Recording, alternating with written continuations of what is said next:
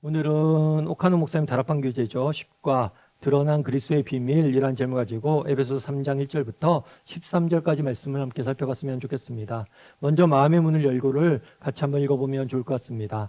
사도 바울은 앞에 2장에서 하나님의 구원 계획과 그 내용이 무엇인지를 심도 있게 다루었다. 1장에서는 하나님이 주시는 하늘의 신령한 복에 대해, 다음 장에서는 그 복을 받은 자들이 누리는 은혜에 대해 다루었다.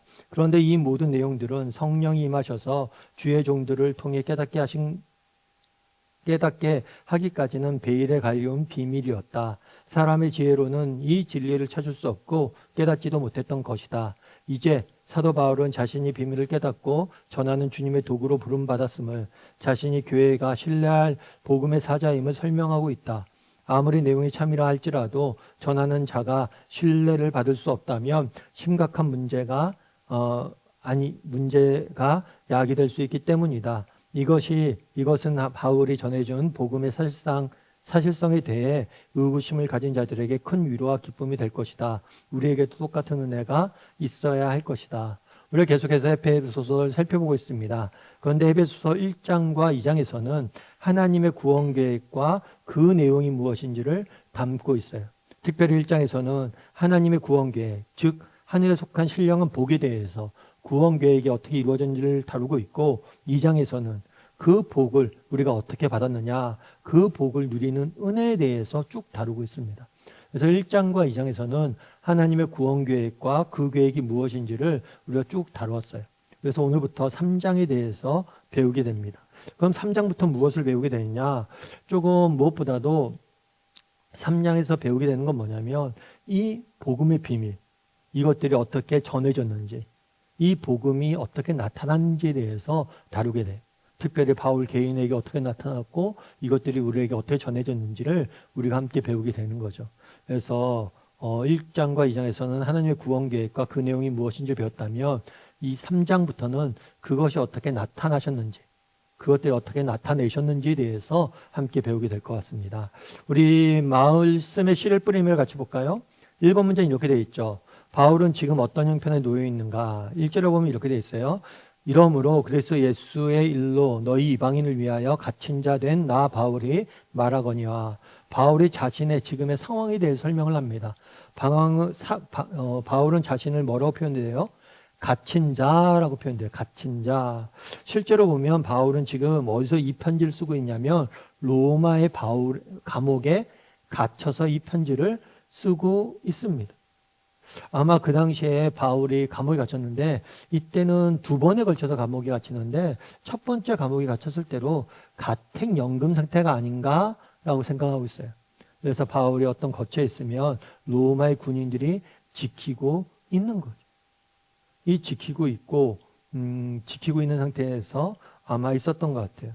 그런데 오늘 본문에 보면 그러면 왜 갇혀져 있느냐, 그 이유를 설명하죠. 이유를 뭐라고 설명하냐면 그리스도 예수의 일로라고 되어 있어요. 그리스도 예수의 일로. 자기가 갇힌 이유는 뭐냐면 복음을 전했기 때문이란 거예요. 예수 그리스도의 복음을 전했습니다. 그러자 그 당시 유대인들이 시기를 냈어요. 그 유대인들이 바울을 뭐래요? 고발을 하게 됩니다. 고발을 해서 재판을 받고 있었어요. 그러자 재판을 받다가 바울이 뭐랬냐면 로마에 상소를 해요. 그 당시에 바울은 로마인이었어요. 로마인이었기 때문에 지방 정부에서 함부로 재판을 해서 바울을 죽일 수 없어요. 바울에게 어떤 권한이냐면 로마에 가서 재판을 받을 수 있는 그런 권한이 있었어요. 그래서 상소를 하게 된 거예요. 물론 이 상소를 하게 된 게 재판을 이기기 위해서 그런 게 아니에요. 사실 그 당시 재판이 사도행전을 보면 질질 끌리고 있었습니다. 재판이 늘어지고 있었어요. 그런데 상소를 해서 의도적으로 로마에 간 거예요. 왜냐하면 로마에 복음을 전하기 위해서. 로마에도 복음을 전해야 됨을 알고 있었어요. 그래서 로마에 복음을 전하기 위해서 가장 빠른 방법인 잡혀서 죄인으로 가는 방법을 선택을 한 거예요. 그래서 예수 그리스도의 일로라고 이야기를 한 거예요. 특별히 뭐라고 되냐면 너희 이방인을 위하여라고 이야기를 합니다.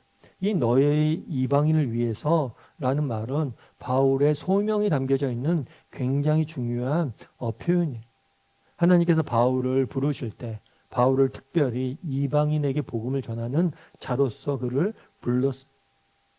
그래서 유대인, 그러니까 그 당시에 그리스도인들은 두 종류의 사람들이 있었어요. 유대계 그리스도인, 유대인 중에서 예수님 믿고 구원을 받게 된 거죠. 12사도가 그랬고 바울이 그랬어요. 그런데 이방인들, 정말 유대인이 아닌 사람 중에서도 그리스도인 된 사람이 많았어요. 이 이방인들에게 복음을 전하는 사도로 누굴 부른 거예요? 하나님께서 바울을 부른 거예요. 그래서 바울이 내가 복음에 갇혀 있는데 억울하게 누명 써서 갇혀 있었다, 로마 사람들 갇혔다 생각하지 않아요. 내가 복음을 위하여 또 특별히 너희에게 복음을 전하기 위해서 갇혔다라고 이야기를 하고 있는 거죠. 사도행전 12장 28장 16절에 되면 이렇게 돼 있어요. 우리가 로마에 들어가니 바울에게는 자기를 지키는 한 군인과 함께 따로 있게 허락하더라. 이게 가택연금 상태죠. 로마에 갔을 때 처음에 가택연금을 받았던 거예요.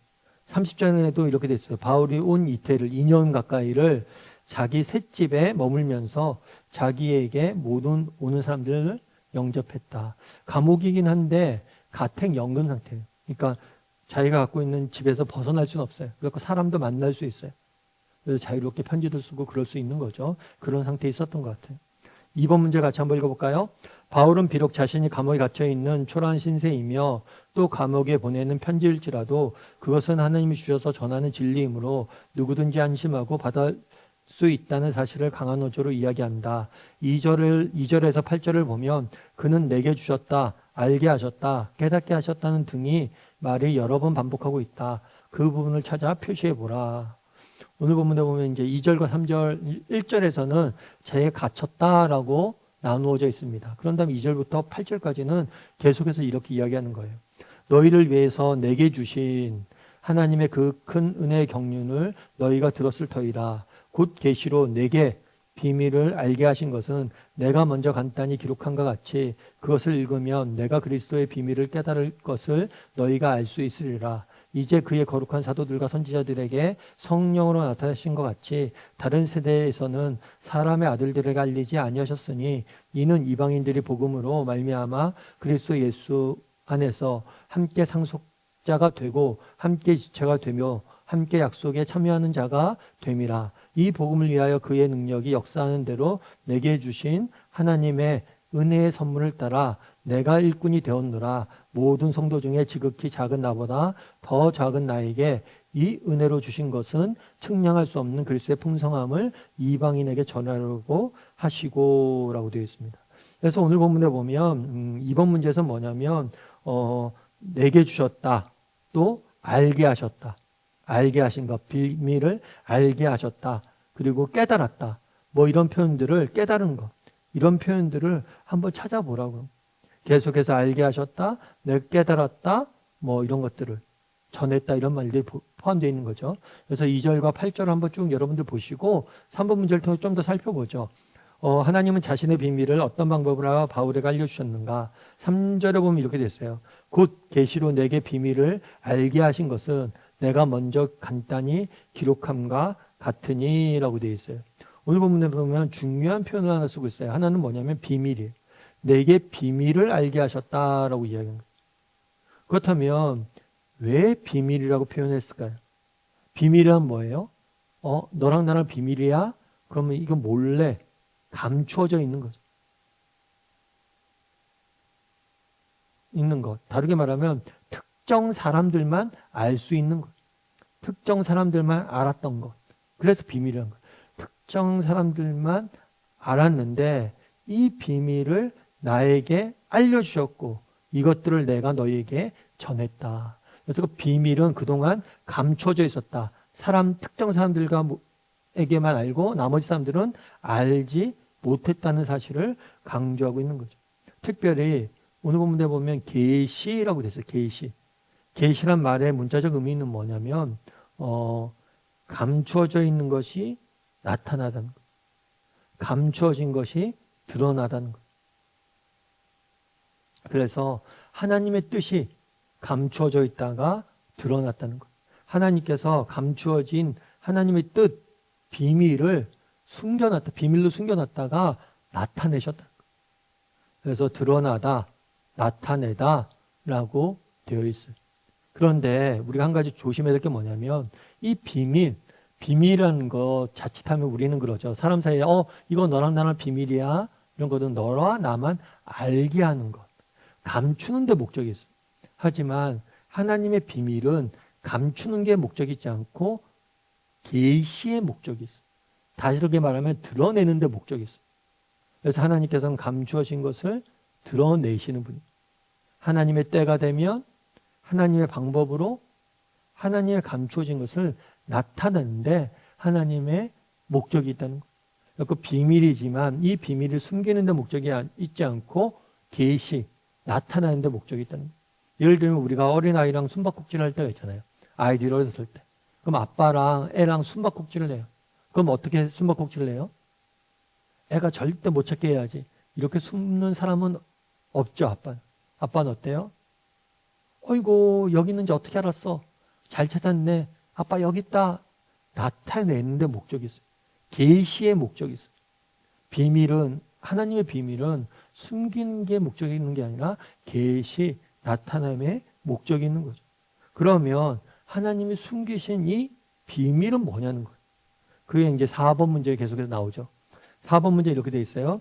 계시가 무엇인지 다음의 구절을 가지고 설명해 봐라. 5절에 보면 이렇게 돼 있죠. 이제 그의 사도들과 선지자들에게 성령으로 나타내신 것 같이 다른 세대에는 사람의 아들들에게 알리지 아니하였으니 라고 돼 있어요. 이제 그의 사도들과 선지자들. 그의 사도들과 선지자들은 누구냐면 사도들은 예수님의 12제자들. 예수님을 직접 목격하고 예수님의 부활을 직접 목격하고 예수님의 부활을 전하라고 직접 보내심을 받은 사람들. 12제자들과 더불어 바울과처럼 예수님을 직접 목격하고 예수님 보낸 사람들. 그리고 선지자는 누구냐면 하나님의 말씀을 전하는 사람들. 하나님의 뜻, 하나님의 말씀을 전하는 사람들. 그래서 이제 그의 사도들과 선지자들에게 성령으로 나타내신 것 같이. 그래서 하나님께서는 하나님의 말씀을, 하나님의 뜻을 사람들에게 전하셨어요. 어떻게 해요? 성령으로. 그러니까 하나님의 뜻이나 하나님의 계획은 인간의 지혜나 인간의 힘으로 알 수가 없는 거예요. 왜 그럴까요? 그것은 존재적 특징이 있는 거죠. 예를 들면 그런 거예요. 여러분 우리는 땅에 살잖아요. 그 물속이 어떻게 돼 있고 물속은 어떻게 살아가는지 무엇이 있고 물속에는 어떻게 해서 물속에 살아갈 수 있는지 우리가 알 수 있을까요? 물고기가 어떻게 해서 물속에 살아남을 수 있는지 땅에 있는 우리는 알 수 없어요. 존재가 다르기 때문이에요. 우리 하나님은 누구세요? 정말 시공간에 갇혀있지 않은 온 세상을 다스리는 영으로서 온 세상을 다스리는 창조주 되세요. 이 창조주의 뜻을 피조물이 알 수가 없어요. 하나님이 나타내셔야지만 하나님의 존재를, 하나님의 뜻을 알 수가 있는 거예요. 하나님이 내가 하나님이라 라고 나의 뜻은 무엇이다 라고 나타내지 않으면 알 수가 없는 거죠. 그런데 하나님께서는 자신의 뜻을 누굴 통해서 나타내셨어요? 하나님의 사람들 통해서. 사도와 선지자와 같은 이 하나님의 사람들을, 하나님의 말씀을 전하는 사람들을 통해서 나타낸 것. 디모데후서 3장 16절은 이렇게 되어 있죠. 모든 성경은 하나님의 감동으로 된 것이다. 하나님의 감동으로 됐다는 게 뭐예요? 성령 하나님께서 정말 성경 기록자들의 마음을 움직이셔서 그 마음에 감동을 주셔서 그들이 뭐예요? 성경을 쓰게 하셨다는 것. 마찬가지로 사도들과 선지자들, 하나님께서 하나님의 뜻을 전하실 때 직접적으로 나타내시기도 하지만 사람들에게 그들의 마음을 감동해서 그들의 마음을 통해서 다른 사람에게 전하게, 그래서 하나님의 말씀과 뜻을 전하는 사람들을 정말 성령으로 감동시켜서 하나님 뜻을 보여주셨다는 것. 5번 문제는 이렇게 되어 있죠. 계시의 말씀은 성경으로 완성되었다. 그리고 더 이상 보태거나 뺄 필요가 없이 충분하다. 그러므로 다른 계시는 더 이상 존재하지 않는다. 5절을 보라. 5절에 보면 이렇게 되어 있죠. 이제 그의 사도들과 선지자들에게 성령으로 나타내신 것 같이, 앞서 이 부분 설명했어요. 뒷부분은 뭐냐면 다른 세대에서는 사람의 아들들에게 알리지 아니하셨으니 라고 되어 있어요.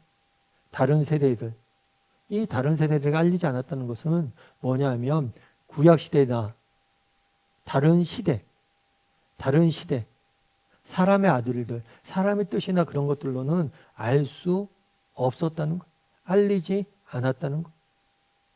그래서 히브리서에서는 이 부분에 좀 더 자세히 설명됐어요. 그리고 다른 세대에서는 사람의 아들들에게 알리지 않았다는 것은 이건 계시의 점진성이라고 표현해요. 점진성.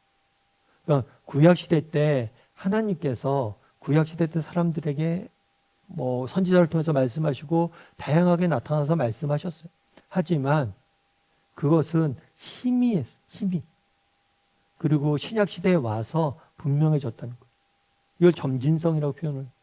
다른 세대의 사람의 아들들에게 알리지 않았다는 것은 다른 세대에는 희미하게 나타났다. 그런데 이제 오늘날 분명해졌다는 거예요. 이것도 점진성이라고 표현해요. 히브리서에는 이렇게 되어 있죠.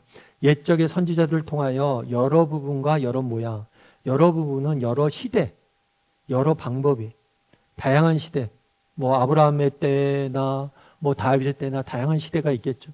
그리고 왕정 시대나 다양한 때가 있겠죠. 다양한 방법, 꿈으로 나타나고 직접 말씀하시기도 하고 다양한 방법으로 말씀하셨다는 거예요. 우리 조상들에게 말씀하신 하나님이 이 마지막 날에 뭐예요? 아들을 통해서, 예수님을 통해서. 예수 그리스도가 오시기 전까지 그러니까 잘 몰랐어요, 사람들. 예수님이 누구시고 정말 성경이 말하는 메시아가 어떤 분이신지 몰랐어요. 그런데 예수님이 나타나서 십자가의 죽으심으로 정말 뭘 알게 된 거예요? 하나님의 구원 계획이 분명히 드러난 거죠.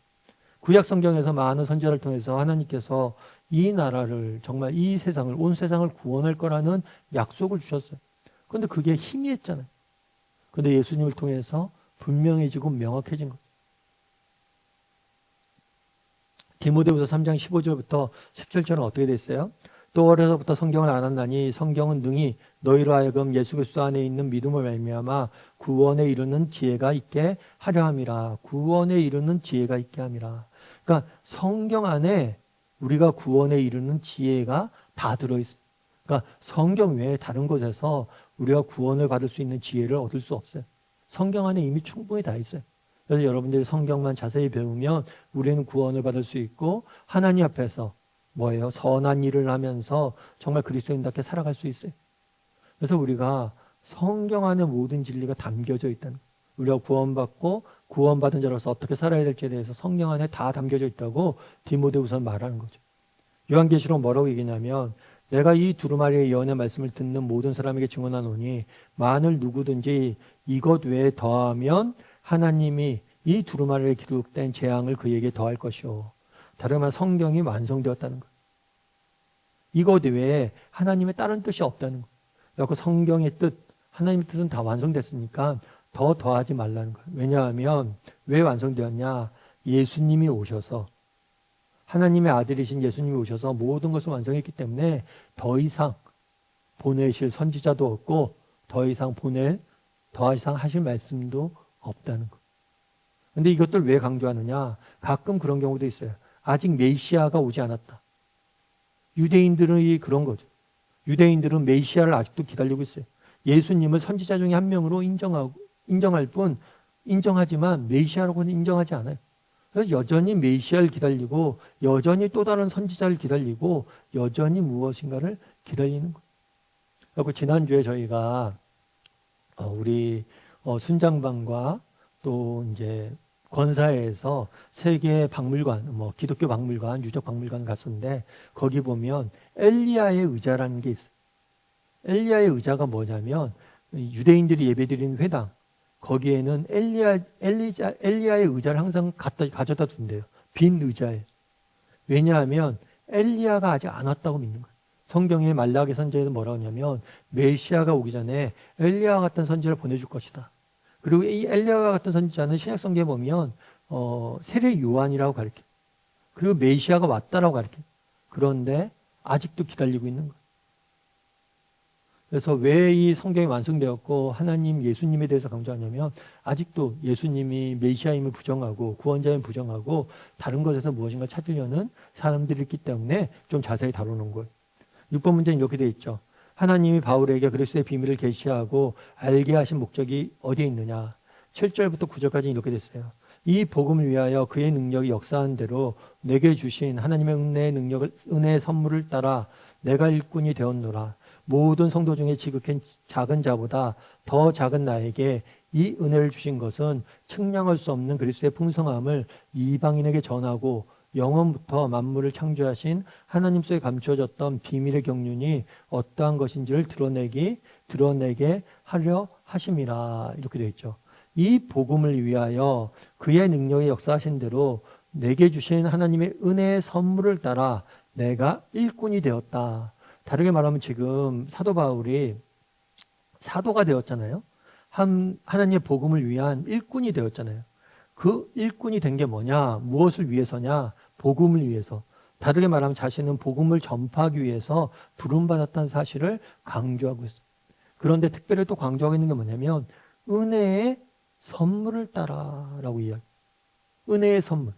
그러니까 내가 사도가 된 게 내 의지나 내 뜻으로 된 게 아니라 철저히 하나님의 선물이었고 하나님이 은혜로 값없는 자에게 거저 공짜로 주긴. 다르게 말하면 내 의지나 뜻도 아니고 내 자격도 아니다. 내가 사도 될 자격이 있어서 사도 된 게 아니다. 왜냐하면 뒤에 이렇게 얘기해요. 내가 모든 성도 중에 지극히 작은 자보다 더 작은 나다. 모든 성도 중에 작은 자보다 더 작다. 왜 이렇게 표현했을까요? 사실 실제로 그렇죠. 사도 바울이 누구였어요? 사도 바울은 기독교인들을 핍박하던 사람이, 최초의 순교자인 스데반을 죽였던 사람이, 스데반을 죽일 때 주도적인 역할을 했던 사람이, 예수를 핍박했던 사람이, 처음 사도 바울이 다메섹에 가고 있을 때 예수님이 나타나서 뭐라고 얘기했어요? 바울아, 네가 왜 나를 핍박하느냐? 라고 이야기했죠. 다르게 말하면 내가 자격이 없다는, 자격이 없는 나를 누가 예수님께서 은혜로 뭘 했어요? 예수 믿게 하셨다는 것. 특별히 그의 능력이 역사하는 대로 내게 주신 그의 능력이 역사하는 대로. 그러니까 하나님께서 내가 사도 바울이 되게 한 것도 내가 사도가 된 것도 하나님의 은혜인데 내가 사도로서 여러 가지 일들을 하잖아요. 이 일 역시, 사역 역시 내가 한 게 아니라 성령의 능력으로 했다. 내가 목사 된 것도 하나님의 은혜고 내가 목사 돼서 여러 가지 사역들을 했는데 이것도 내가 한 게 아니라 성령의 능력으로, 성령의 능력이 내게 역사해서 한 것이다. 그래서 철저히 하나님 앞에서 겸손한 모습들을 우리는 보게 된 거예요. 그러면 내게 이런 은혜를 베푸신 목적이 뭐냐? 그것은 뭐냐면 이방인에게 전하려 합니다. 감춰졌던 비밀의 경륜을 이방인에게 전하게 하기 위해서. 그래서 앞서 얘기했던 것처럼 사도 바울은 어떤 비전을 하나님께서 사도 바울에게 주셨어요? 이방인에게 복음을 전하라. 그래서 성경에 보면, 사도행전을 보면 여러 하나님의 복음을 전하는 사람들이 있잖아요. 근데 초창기에는 주로 누구에게 전했냐면 유대인들에게 전했어요. 유대인들에게 전하고 유대인들에게 복음을 전해서 이들을 예수님을 믿게 했어요. 그런데 어느 시점부터 하나님께서 사도 바울을 정말 이방인만 사는 땅으로 보내요. 그래서 마게도냐의 환상이 그거예요. 마게도냐의 사람이 자기를 부른다. 그 전까지는 유대인들을 대상으로 해서 복음을 전했는데 마게도냐의 환상. 그래서 마게도냐로 간 거죠. 빌립보로 간 거예요. 근데 그것 때문에 회당이 없어요. 유대인들이 없어요. 그래서 이방인들에게 강가에서 복음을 전하기 시작해요. 그래서 사도 바울은 이방인에게 복음을 전하는 자로 불려요. 그런데 이것이 왜 비밀이냐라고 이야기하는 거예요. 비밀의 경륜을 나타내. 자기를 이방인에게 복음을 전하게 된 거예요. 그런데 이 이방인에게 복음을 전하는 것이 뭐냐면 이전에는 상상도 못할 일이었다는 거예요. 왜 그러냐면 유대인들은 어떤 생각이냐면 우리가 하나님을 믿어야 되잖아요. 하나님을 믿기 이전에 먼저 유대인이 먼저 되어야 된다고 생각해요. 유대인만 하나님을 믿을 수 있다고. 유대인만 하나님의 백성이 될 수 있다고. 그래서 유대인이 먼저 돼야 된다, 이방인들도. 그래서 할례를 행하고 유대인처럼 되어야지만 이방인이 하나님을 믿을 수 있다고 생각을 했어요. 백성이 될 수 있다고 생각했어요. 그런데 그렇지 않다는 거예요. 이방인이 유대인이 되지 않아도 직접적으로 뭐예요? 하나님의 백성이 될 수 있다는 거. 이거는 이전에 사람들이 상상할 수도 없었던 일이. 그 이전에는 이방인이 하나님의 백성이 된다는 걸 전혀 상상도 못했고 그런 기대도 못했어. 그런데 이제 하나님의 계획이 드러난 거예요. 희미하게만 알고 있었는데 바울을 통해서 그게 드러난 거죠. 그래서 비밀의 경륜은 뭐냐는 건 비밀 수 없던 숨겨져 있었던 하나님의 뭐예요? 계획 이런 것들이 드러났다는 거. 앞서 얘기했던 것처럼 예수 그리스도를 통해서 드러났고 또 이후에 여러 가지 교회와 여러 가지 사도들의 사역을 통해서 이 비밀이 하나님이 우리 인류를 구원할 구원 계획의 비밀이 드러난 거. 예수 그리스도 통해서 구원 계획을 이루셨고 이 구원이 오직 유대인에게만 임한다고 생각했는데 많은 사도들을 통해서 활동을 통해서 유대인만이 아니라 이방인들도 구원받게 될 거라는 그 하나님의 계획, 이것들 숨겨져 있던 계획들이 드러나게 되었다라고 말하는 것. 그래서 계시하고 알게 할 목적이 뭐예요? 이방인들을 구원하고 정말 이방인들이 돌아오는 것, 구원의 비밀을 깨닫고 돌아오는 것, 그것이 하나님의 목적인 거죠. 사도행전 20장 24절은 이렇게 되어 있어요. 내가 달려갈까 주 예수의 받은 사명 곧 은혜의 복음을 증언한 일을 마치려 하면. 사도 바울의 목적은 뭐예요? 복음을 전하는 것. 로마서는 뭐라고 됐어요? 헬라인이나 야만이나 지혜인이나 어리석은 자에게 내가 다 빚진 자다. 사도 바울의 빚진 자, 빚진 자는 건 단순히 실제로 돈을 빚졌다는 게 아니에요. 복음의 빚. 다르게 말하면 이들에게 복음을 전할 빚을, 전할 의무를 자기를 가지고 있다라고 이해해요. 빚처럼 여긴다는 거예요. 여러분 빚쟁이 한번 생각해 보세요. 여러분 누가 여러분한테 한번 빚 져보세요. 빚을 져보세요. 그러면 정말 그렇잖아요. 우리 뭐 카드 연체됐다고 생각해보세요. 독촉장이 계속 날라오잖아요. 아유, 빚 좀 없었으면 좋겠다. 빚 져본 사람들은 이 빚이 얼마나 짐이고 마음의 부담인지 알죠. 그런데 바울은 복음 전하는 것을 빚으로 생각했어요.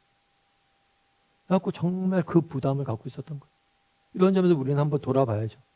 정말 우리가 전도에 대해서 우리가 어떻게 생각하는지, 정말 사도 바울처럼 빚진 자로 생각하는지. 그런데 사도 바울이 이 빚진 자로 누구에게 생각하냐? 헬라인이나 야만인이나 유대인이 아닌 헬라인. 헬라인 누구냐면 그 당시 그리스인. 그래서 그리스인, 헬라 문화권 아래에 있는 사람들, 야만인은 뭐예요? 헬라 문화권 밖에 있는, 헬라 문화권 밖에 있는 북유럽 사람들, 서유럽 사람들, 이런 사람들. 그리고 지혜 있는 자, 그리스 당시 그 사람들은 철학이나 지혜 이런 것들 소중히 여겼는데 그런 철학이나 지혜 못 배운 사람들조차도, 그러니까 신분이나 정말 그런 혈통이나 이런 거에 상관없이 모든 사람들에게, 유대인을 넘어 모든 사람들에게 자기가 복음을 전하려고 노력을 했다는 거죠. 7번 문제도 같이 한번 볼까요? 바울에게 적용된 원칙은 오늘 사는 우리에게도 그대로 적용될 수 있다. 주님이 우리로 하여금 사도들을 통해 그리스도의 비밀인 복음을 깨닫게 하신 것은 우리 자신의 구원뿐만 아니라 다른 목적이 있기 때문이다. 그것은 무엇인가? 사도행전 1장 5절을 보면 오직 성령이 너희에게 임하시면 너희가 권능을 받고 예루살렘과 온 유대와 사마리아와 땅끝까지 이르러 내 증인이 될 것이다. 너희가 성령이 임하면 땅끝까지 이르러 증인이 될 거라고 얘기했죠. 그럼 여긴 너희 누구냐? 1차적은 제자들이겠죠. 2차적으로는 뭐예요? 성령을 받은 모든 사람들. 여러분들은 성령을 받았어요? 안 받았어요? 우리가 예수 그리스도를 믿는 순간 우리가 성령이 오셨죠. 그럼 우리는 모두가 성령을 받은 사람이고 이 말씀이 우리에게 주신 말씀. 성령이 너에게 임하시면, 내가 성령이 임했다면 내가 준 거예요. 그럼 나는 뭘 해야 되냐? 증인이 되어야 된다. 어디예요? 예루살렘과 유대와 사마리아 땅끝까지. 이것은 지리적인 문제뿐만 아니라 모든 문화권. 앞서 얘기했던 것처럼 예루살렘엔 누가 살아요? 유대인들만 살잖아요. 사마리아는 혈통이 섞였다고 이야기했죠. 땅끝은 이방인. 지역적, 문화적 이런 모든 것을 다 털어놓고 뭐예요? 복음을 전하도록 우리는 붙잡음을 닫았다는 거예요. 디모데후서는 바울이 디모데에게 이야기한 거예요. 내가 디모데에게 디모데야, 네가 많은 사람들 앞에서 내게 들은 거 있잖아. 그런 걸 충성된 사람들에게 부탁해. 그럼 그들이 또 다른 사람에게 가르칠 수 있을 거야. 그래서 정말 우리는 뭐냐면 바울과 똑같이 바울에게 주신 원칙, 소명을 우리에게도 준 거예요. 그래서 우리는 뭘 해야 돼요? 정말 복음을 전하는 사람이 돼야 되고 또 우리가 배운 것을 다른 사람에게 가르치고 전하는 사람이 되어야 되는 거. 그래서 우리가 이거는 단순히 선교사로 나가라는 게 아니, 우리 주변에 있는 사람들에게, 내 주변에 있는 사람들에게 복음을 전하고 그들에게 하나님 말씀 가르치고 이런 것이 우리에게 주셨다는 거. 그 성경이 우리에게 복음을 주셨는데 이 복음은 전하라고 주신 거. 하나님께서 우리에게, 그러니까 바울이 1장과 2장에서 하나님이 주신 축복에 대해 쭉 이야기했잖아요. 그런데 이 축복을 우리만 가지고 누리라고 준 게 아니라 우리로 하여금 복의 통로가 되라고 우리를 부르셨다는 거. 그래서 이런 점에서 한번 점검해 보세요. 우리는 이 사실에 대해서 분명히 알고 있는가? 또 이런 것들을 해서 알고 있고 이것들을 전하려고 바울처럼 나는 빚진 자다 이런 마음으로 정말 전하고 있는가? 이런 생각들을 한번 돌아볼 필요가 있는 거죠. 정말 우리는 복음의 빚진 자, 복음을 전하기 위해서 늘 관심 갖고 있는가? 정말 빚진 자, 마음에 부담이 있는 이런 마음이 있는가? 우리는 빚진 자임을 기억해요. 빚진 자. 그런데 우리는 어때요? 이런 빚진 자에 대한 마음이 있어요? 빚진 자에 대한 마음 없이 하루하루 그냥 살아가고 있지는 않은지 우리가 정직히 한번 점검해보고 다락방 수능들과 한번 이 부분에 대해서 이야기를 좀 나눠보세요. 우리 8번 문제 같이 한번 읽어볼까요? 오늘날 주님은 사도와 선지자들을 내세워 복음을 전하는 것이 아니라 교회를 통해서 전하신다. 교회를 통해 증거되는 복음이 나중엔 어디까지 미치게 되는가? 10절과 11절에 이렇게 되어 있죠. 이는 이제 교회로 말미암아 하늘에 있는 통치자들과 권세자들에게 하나님의 각종 지혜를 알게 하려 하심이니 곧 영원부터 우리 주 예수 그리스도 안에서 예정되신 대로 하신 것이라. 재미있는 표현이 하나 있어요. 이제는 교회로 말미암아 알게 하셨다라고 얘기했어요. 그러면 누가 알게 됐냐는 거예요. 교회를 통해서 누가 알게 됐냐는 거예요. 누가 알게 됐을까요? 하늘에 있는 통치자들과 권세자들. 그래서 하늘에 있는 통치자들과 권세자들은 누굴 의미하냐면 주로 영적인 존재들, 하늘에 있는 영적인 존재들을 의미해요. 이 영적인 존재들은 단순히 저기만 의미하는 게 아니에요. 천사, 좋은 천사들만이 의미하는 게 아니라 모든 영적인 존재들, 악한 영적인 존재들, 그 존재들조차도 뭐예요? 알게 될 것이다. 뭐를 알게 돼요? 각종 지혜를. 교회를 통해서. 이게 무슨 말이에요? 앞서 얘기했던 것처럼 유대인들은 어떤 생각을 했었어요? 아, 유대인이 되어야지만 뭐예요? 하나님의 백성이 될 수 있다 생각했죠. 그런데 사도들이 열심히 복음을 전했어요. 교회에서 열심히 복음을 전했어요. 그러다 보니까 이방인들도 뭐예요? 하나님의 백성이 될 수 있다는 걸 깨닫게 된 거죠. 사도들의 사역을 통해서 깨닫게 된 거죠. 하늘의 천사들도 몰랐다라고 얘기해요. 어떤 것을? 하나님의 구원 계획. 하나님이 정말 예수 그리스도를 통해서 어떻게 세상을 구원하실지. 마귀가 그랬잖아요. 사람들의 마음속에 치기와 질투를 넣고 교만함들을 넣어서 예수 그리스도를 죽이게 했잖아요. 그런데 그 마귀가 예수 그리스도를 죽였을 땐 자기들이 승리했을 거라고 생각했어요. 그런데 뭐예요? 예수 그리스도가 자신의 죽음을 우리 믿는 사람들을 구원하기 위한 수단으로 바꾸셨죠. 그들도 이 계획을 몰랐어요. 하나님의 계획을 몰랐어요. 뿐만 아니라 정말 이 교회를 통해서 온 세상이 하나님의 복음이 전파되고 확장되어져 가는 이것들을 몰랐던 거예요. 그래서 이 교회를 통해서 알게 될 것이다. 세상이 하늘의 심지어 영적인 존재들도 알게 될 것이다. 그래서 이 교회의 존재, 그리고 우리가 교회잖아요. 우리가 하는 일, 우리가 하는 지금의 사역들, 우리가 하는 삶, 이런 게 중요한 거예요. 왜요? 천사들도 몰랐던 그런 것들을 우리의 삶을 통해서 증거되어지는 거예요. 그들 깨닫고 알게 되어지는 거예요.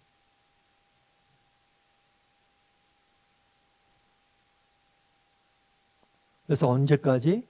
교회는 그의 몸이니 만물 안에서 만물에 충만하게 하시는 이의 충만함이라. 온 만물이 교회를 통해서 하나님의 뜻이 무엇인지 알게 된다는 거예요. 우리의 삶의 모습을 통해서 야, 저런 놀라운 일들이 일어나네? 저렇게 놀라운 역사들이 나타나네? 이런 것들을 심지어 하늘의 천사들도 우리를 통해서 안다는 거예요.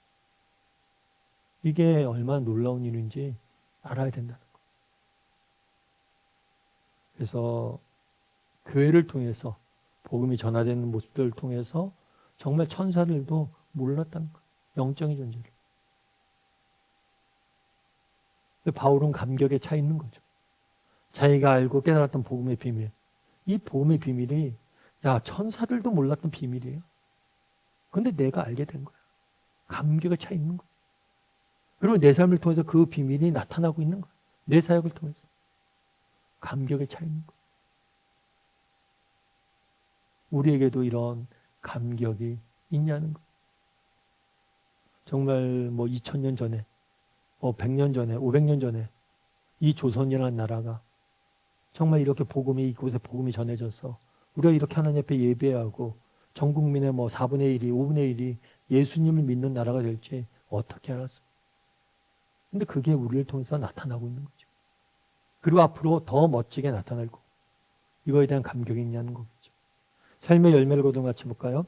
결국 사도들이 계시받은 복음으로 온 세계가 정복되고 하늘과 땅에 있는 모든 만물이 그리스도 안에서 통일되는 날이 올 것이다. 따라서 사도 바울처럼 복음을 전하는 자들이 감옥에 갇히고 여러 환난을 당하더라도 우리가 가져야 될 태도가 분명하다. 그것은 무엇인가? 당신에게도 이러한 담대함과 확신이 있는지 살펴보라. 그러므로 너희에게 고난오니 너희를 위한 나의 여러 환난에 대해서 낙심하지 말라. 낙심하지 말라는 거. 그 당시 바울이 감옥에 갇혔잖아요. 그러니까 많은 사람들이 비방했겠죠. 야, 바울 봐라. 너희들 아무리 예수를 위해서 저렇게 산다고 그러는데 그 결말이 어떠냐. 감옥 갇혀서 죽게 되는 거 아니야. 비방과 조롱과 여러 가지 것들이 있잖아요. 그런데 그런 걸 보고 낙심하지 말라는 거예요. 왜요? 이 모든 것이 뭐예요? 이 환난과 역경이 비록 있겠지만 결국에 우리는 승리할 것이고 놀라운 하나님의 비밀을 세상에 알리는 수단으로 사용하게 될 것이고 우리가 마침내 뭐예요? 모든 만물이 그리스도 안에 통일될 것이다. 마침내 우리는 승리할 거라는 거예요. 어려움이 있지만 낙심하지 말자는 거예요. 우리도 마찬가지예요. 정말 복음을 전하고 믿음의 길을 걷고 걸어가는 것 그런 것들이 힘들고 어려울 수 있어요. 그런데 우리가 낙심할 이유는 없어요. 왜요? 우리 인생은 해피엔딩이기 때문에 우리의 결말은 승리할 것이기 때문에 여러분 우리 믿는 자들은 결코 패배하지 않습니다. 우리 믿는 자들은 결코 낙심할 이유가 없어요. 왜요? 내가 이 땅에 열심히 일했습니까? 열심히 수고했습니까? 그 수고의 결실들을 이 땅에서 내가 살아갈 때 나타납니까? 그것으로 인해서 우리는 하나님께 감사하고 하나님께 영광 돌리게 될 것. 그런데 반대로 내가 열심히 수고했습니까? 했었습니까? 그런데 당장 눈앞에 열매가 없습니까? 아니요. 우리는 하늘나라 가서 더 큰 상급, 우리는 하늘나라 가서 더 큰 하나님의 그런 위로와 은혜를 받게 될 거예요. 우리는 결코 질 수 없는 삶. 여러분 우리가 기도했습니까? 지금 당장 응답 받았습니까? 할렐루야 하나님 찬양하면 돼요. 근데 비록 지금 당장 응답받지 못했습니까? 나중에 더 좋은 걸로 주실 거예요. 더 많이 주실 거예요. 지금 받거나 아니면 나중에 더 받거나 둘 중에 하나예요. 낙심할 필요가 없어요. 결국에 우리는 승리할 거고 결국에 정말 온 만물이 다 그리스도 안에 통일될 거예요. 그래서 그런 믿음을 가지고 하루하루 살아가는지 또 한번 점검해보고 또 서로 이야기를 좀 나눠보고 정말 오늘 본문에 뭐라고 됐어요? 마지막에 당신에게도 이러한 담대함과 확신이 있는가? 한번 이야기를 나눠보세요. 정말 어떤 상황에서도 나 낙심하지 않는다. 내가 여러 환난에 대해서 나 낙심하지 않는다. 이렇게 고백할 수 있는 사람인지. 근데 이런 고백을 못한다면 왜 못하는지. 그리고 고백을 할 수 있다면 왜 고백을 할 수 있는지. 그리고 어떻게 고백할 수 있는지 한번 이야기를 나눠보고 좀 이야기를 나누면 좀 좋은 시간들이 될 것 같습니다.